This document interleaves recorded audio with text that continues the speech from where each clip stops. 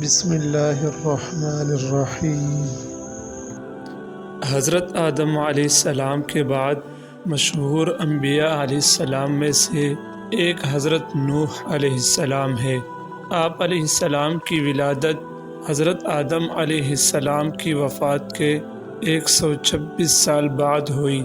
آپ علیہ السلام کو 1000 سال عمر ملی، اس میں سے 950 سال تک آپ علیہ السلام اپنی قوم کو نصیحت کرتے رہے۔ حضرت نوح علیہ السلام کا اصل نام عبد الغفار تھا، لیکن آپ علیہ السلام اپنی قوم اور آخرت کے فکر میں بہت زیادہ رویا کرتے تھے، اس لیے اللہ تعالیٰ نے قرآن مجید میں آپ علیہ السلام کو نوح یعنی بہت زیادہ رونے والا کے نام سے یاد کیا ہے۔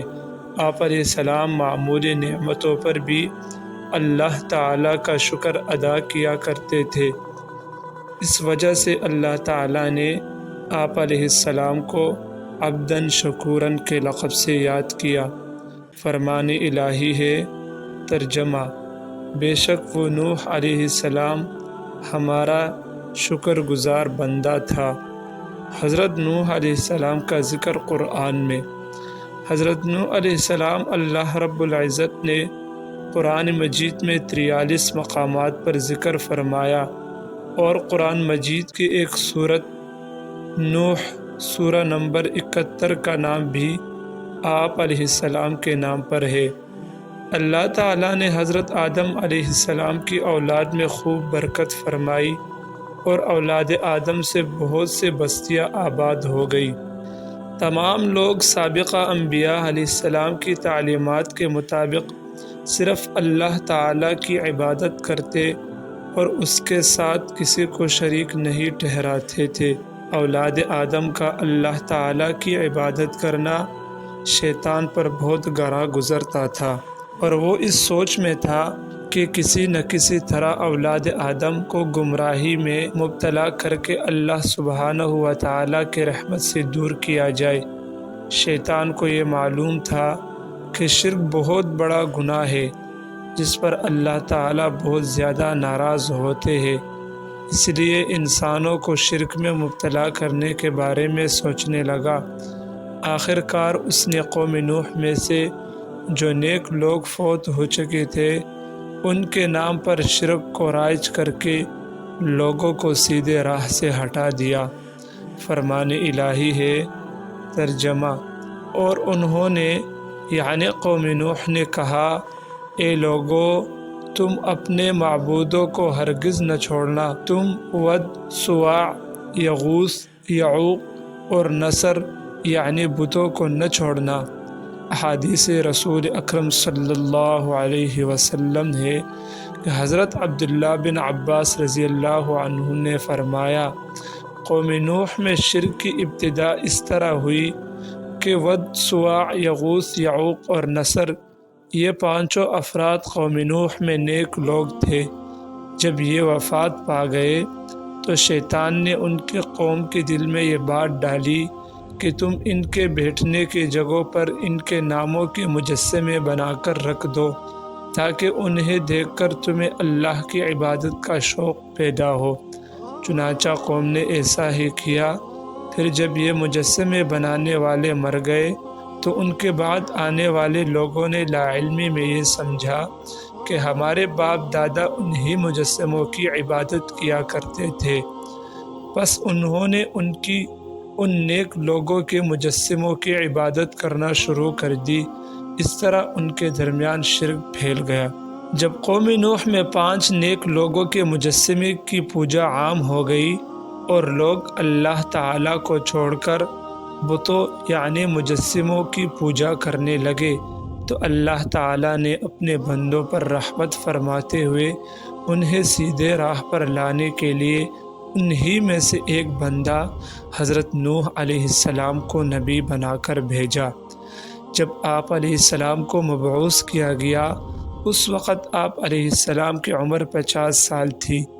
فرمان الہی ہے، ترجمہ: یقیناً ہم نے نوح علیہ السلام کو ان کی قوم کی طرف نبی بنا کر بھیجا اور ان سے کہا کہ آپ اپنی قوم کو ڈرائیے، اس سے پہلے کہ ان پر دردناک عذاب آ جائے۔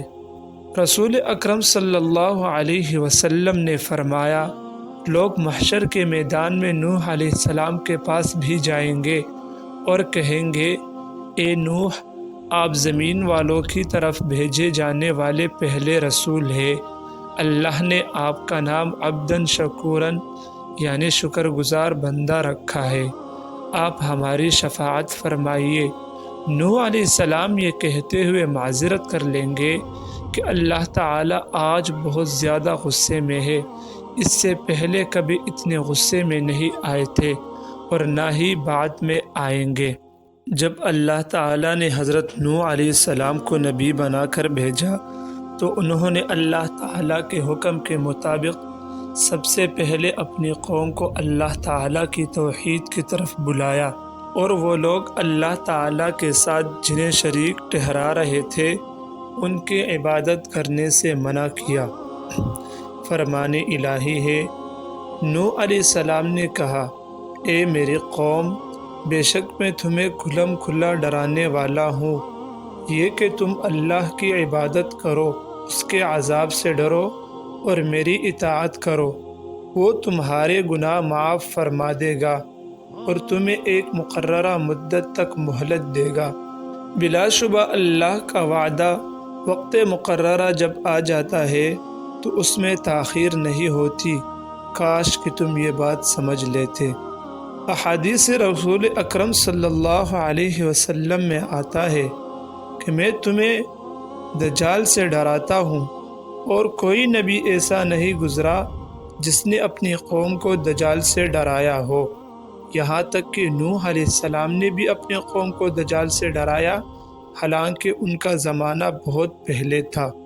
حضرت نوح علیہ السلام نے نبوت ملنے کے بعد اپنی قوم کی خیر خواہی کرتے ہوئے انہیں اللہ تعالیٰ کا پیغام پہنچایا، مگر قوم نے سرکشی کا مظاہرہ کرتے ہوئے آپ علیہ السلام کو جھٹلایا اور آپ علیہ السلام کے مخلصانہ دعوت کو ماننے سے انکار کر دیا، اور آپ علیہ السلام کے نبی ہونے پر مختلف شبہات کا اظہار کیا کہ تم تو ہماری ہی طرح کے انسان ہو، تم ہمارے بجائے نبوت کے حقدار کیسے بن گئے؟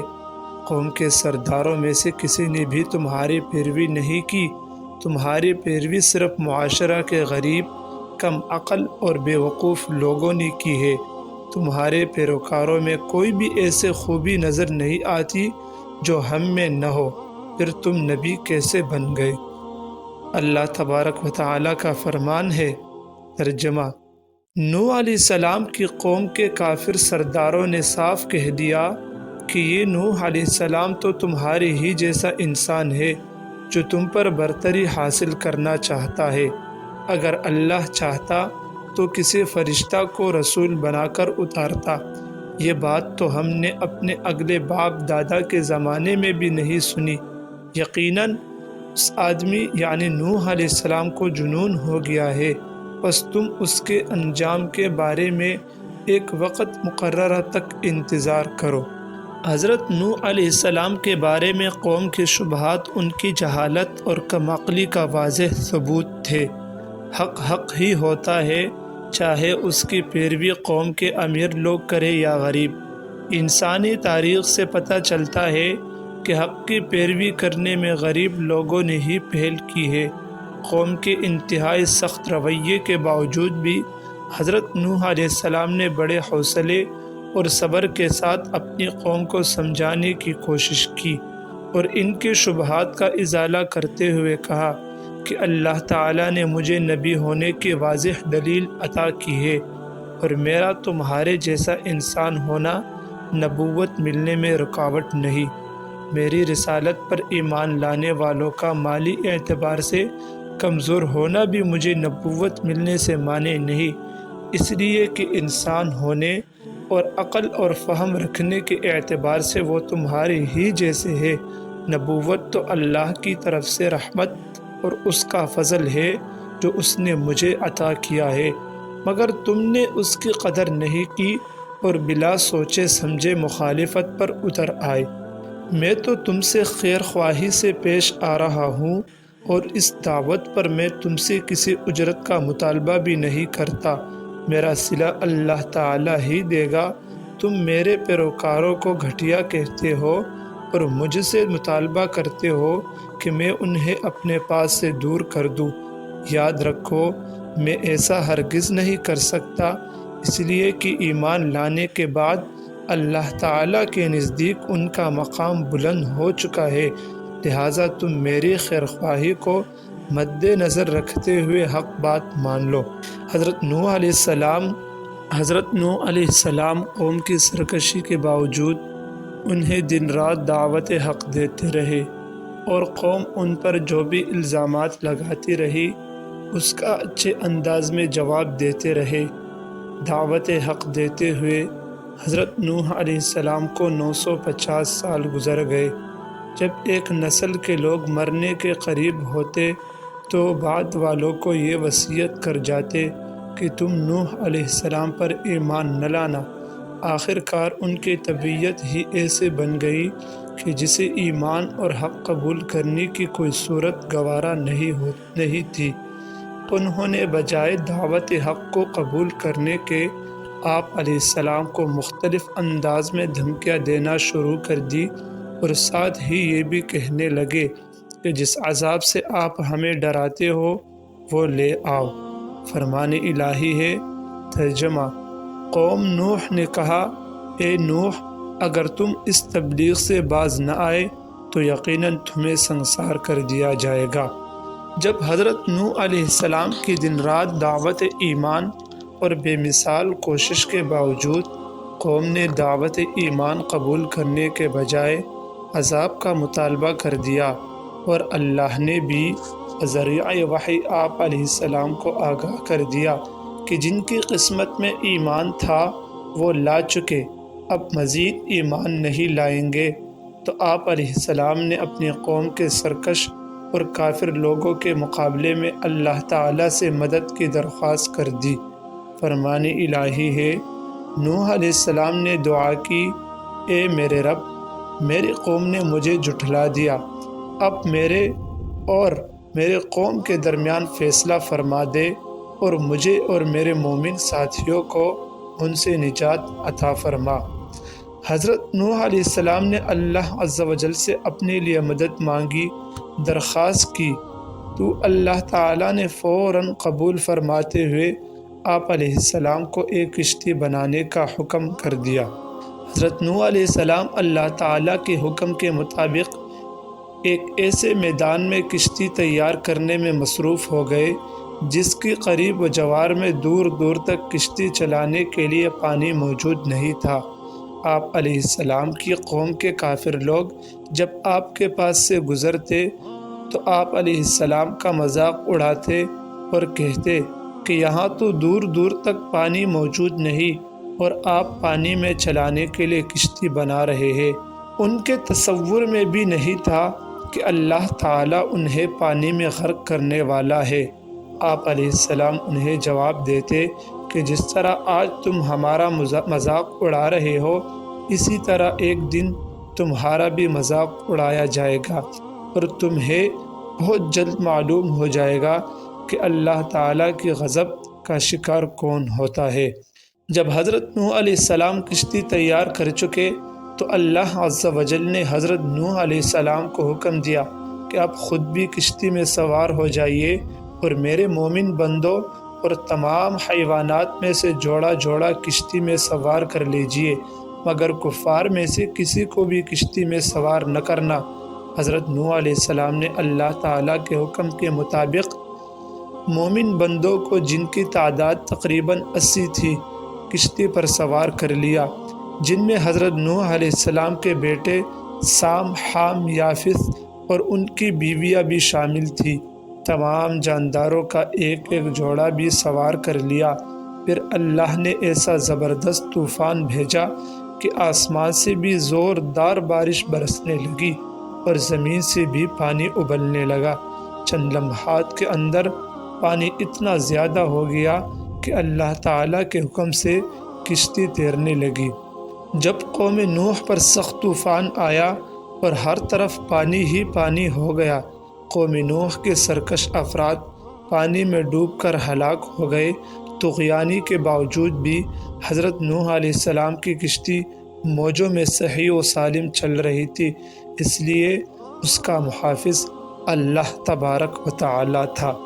حضرت نوح علیہ السلام کی کشتی اللہ تعالیٰ کی حفاظت میں چل رہی تھی۔ اسی دوران آپ علیہ السلام نے اپنے مشرک بیٹے یام، جس کا لقب کنعان تھا، ان کو آواز دی کہ آؤ، آپ بھی ہمارے دین میں شامل ہو کر ہمارے ساتھ کشتی میں سوار ہو جاؤ۔ بیٹے نے اس نازک موقع پر بھی اپنے باپ کی دعوت کو رد کر دیا اور اپنے ہاتھوں سے اپنی ہلاکت کو مول لیا۔ حضرت نوح علیہ السلام نے اپنے مشرک بیٹے کو کشتی پر سوار کرنا چاہا، لیکن اس نے انکار کر دیا۔ پھر آپ علیہ السلام نے اپنی آنکھوں سے اسے موجوں میں ڈوبتے ہوئے دیکھا تو اللہ سے اسے بچانے کی درخواست کی، جس پر اللہ نے ناراضگی کا اظہار فرمایا، اس لیے کہ اللہ تعالیٰ کے نزدیک شرک بہت بڑا گناہ ہے۔ آسمان سے شدید بارش اور زمین سے پانی کے فوارے نکلنے پر زمین پر بہت سا پانی اکٹھا ہو گیا، جس میں تمام کفار ڈوب گئے۔ صرف وہی لوگ بچے جو حضرت نوح علیہ السلام کے ساتھ کشتی میں سوار تھے۔ اللہ احکم الحاکمین کا طے کردہ فیصلہ پورا ہو گیا تو اللہ تعالیٰ نے زمین کو حکم دیا کہ جو بھی تمہارے اوپر پانی ہے اسے پی جاؤ، اور آسمان کو حکم دیا کہ بارش برسانا بند کر دو۔ دونوں نے اللہ تعالیٰ کے حکم کی تعمیل کی۔ زمین کا پانی کم ہونا شروع ہو گیا اور پہاڑوں کی چوٹیاں نظر آنے لگی تو حضرت نوح علیہ السلام کی کشتی جودی پہاڑ پر جا ٹھہری، جو عراق کے شہر موصل کے قریب ہے۔ اللہ تعالیٰ نے حضرت نوح علیہ السلام سے فرمایا کہ اب آپ سلامتی کے ساتھ کشتی سے زمین پر اتر جائیے۔ آپ پر اور آپ کے مسلمان ساتھیوں پر اللہ تعالیٰ کی برکتوں اور رحمت کا سایہ رہے گا، اور ان میں سے کچھ کی نسلوں میں سے ایسے لوگ پیدا ہوگے جو آگے چل کر کفر کی راہ اختیار کریں گے۔ ان کا مقصود دنیا کا عیش و آرام ہوگا۔ ہم انہیں دنیا سے فائدہ اٹھانے کا موقع تو دیں گے، لیکن آخر کار انہیں دردناک عذاب سے دوچار ہونا پڑے گا۔ حضرت نوح علیہ السلام نے اپنی قوم کو اللہ تعالیٰ پر ایمان لانے کی تلقین کی، مگر قوم پھر بھی ایمان نہ لائی، یہاں تک کہ آپ علیہ السلام کا حقیقی بیٹا یام بھی عذاب الہی کا شکار ہو گیا۔ اسی طرح آپ علیہ السلام کی بیوی بھی ایمان نہ لانے کی وجہ سے عذاب الہی کی مستحق ٹھہری۔ اللہ سبحانہ و تعالی نے کفار کو ہلاک کرنے کے بعد زمین کو خشک کر کے رہنے قابل بنا دیا، اور آپ علیہ السلام کی اولاد جو کشتی میں آپ علیہ السلام کے ساتھ سوار تھی، ان سے انسانی نسل کو باقی رکھا۔ سام کی نسل سے عربی، فارسی اور رومی وجود میں آئے۔ یافت کی نسل سے ترک، ثقالبہ اور یاجوج و ماجوج پیدا ہوئے، اور حام کی نسل سے قبطی، سوڈانی اور بربر اقوام وجود میں آئے۔ حضرت نوح علیہ السلام کے دور میں آنے والے طوفان سے سوائے کشتی میں سوار افراد تمام لوگ ہلاک ہو گئے تھے۔ ان سے آگے پھر انسانی نسل کا سلسلہ چلا، اس لیے حضرت نوح علیہ السلام آدم ثانی یعنی دوسرے آدم کہلاتے ہیں۔ جب نوح علیہ السلام کی وفات کا وقت قریب آیا تو انہوں نے اپنے بیٹے کو وصیت فرمائی کہ میں تجھے 2 کاموں کا حکم دیتا ہوں اور 2 کاموں سے روکتا ہوں، یعنی وہ چیزیں جن کا حکم دیتا ہوں وہ ہے لا الہ الا اللہ کو اختیار کرنا، کیونکہ ترازو کے ایک پلڑے میں 7 آسمان اور 7 زمین رکھ دی جائے اور دوسرے پلڑے میں لا الہ الا اللہ کو رکھ دیا جائے تو ان کلمات والا پلڑا جھک جائے گا۔ سبحان اللہ و بحمدہ کثرت سے پڑھتے رہنا، کیونکہ اسی کی برکت سے اللہ تعالی مخلوق کو رزق عطا فرماتے ہیں، اور وہ چیزیں جن سے منع فرمایا ان میں سے پہلا نمبر کہ کہ میں تمہیں اللہ کا شریک ٹھہرانے سے منع کرتا ہوں، دوسرا تمہیں تکبر کرنے سے روکتا ہوں۔ عبداللہ بن عمر رضی اللہ عنہما کہتے ہیں، میں نے عرض کیا، اے اللہ کے رسول صلی اللہ علیہ وسلم، شرک سے تو ہم واقف ہیں، لیکن تکبر کا کیا مطلب ہے؟ کیا اچھے جوتے پہننا، اچھا لباس پہننا، سواری کے لیے اچھا جانور رکھنا یا اس کے پاس کثرت سے دوستوں کی آمد و رفت کا رہنا تکبر ہے؟ آپ علیہ السلام نے فرمایا، نہیں۔ میں نے عرض کیا، پھر تکبر کیا ہوتا ہے؟ آپ صلی اللہ علیہ وسلم نے فرمایا، حق کی حقیقت کا انکار کرنا اور لوگوں کو حقیر جاننا، یہ تکبر ہے۔